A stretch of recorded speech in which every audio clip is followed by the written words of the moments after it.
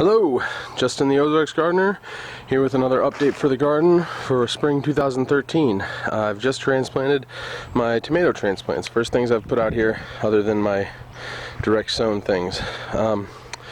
So first I'd like to show you all, I've got some black Krim tomatoes here, and you've probably seen my video on the indoor transplants that I grew, and I just put them out just now.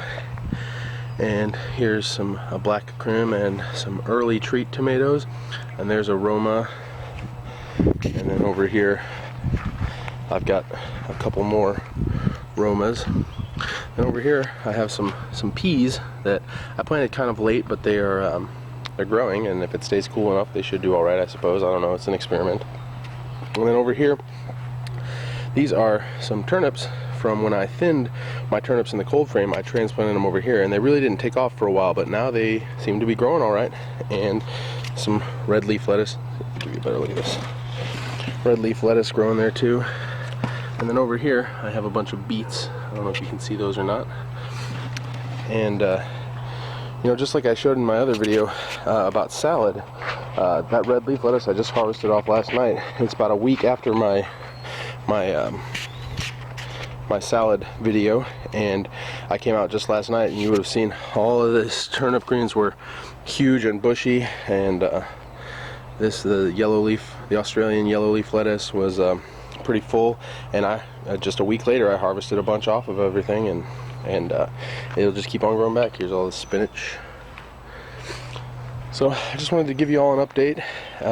Here in this bucket I have some potatoes. See if I can get a good shot of that. See those little guys right there?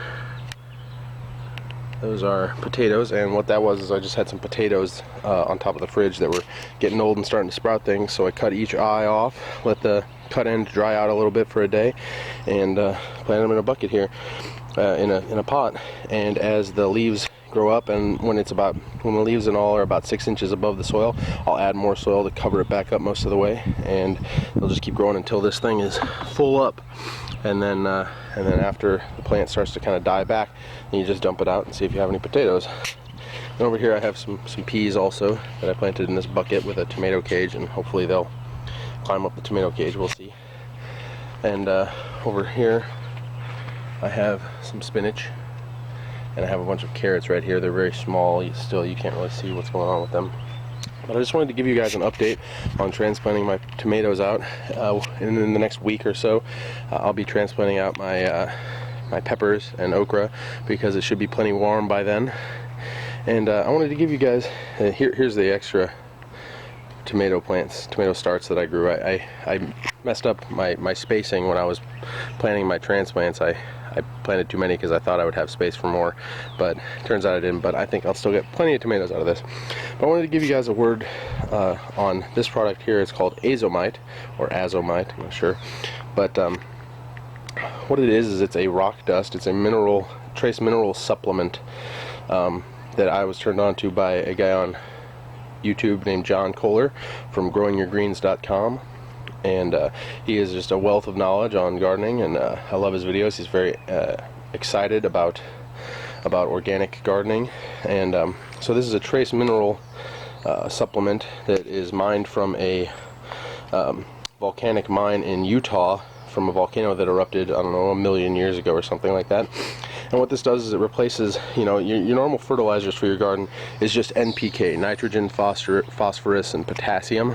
And what this does is it puts in 70 other trace minerals like calcium, magnesium, sodium, all these things that a lot of soils are devoid of. And so what I did was, when I mixed my soil for these raised beds, I sprinkled in the Azomite pretty heavily. You can pretty much use as much as you'd like. The more you use, I suppose, I've heard, the better the results.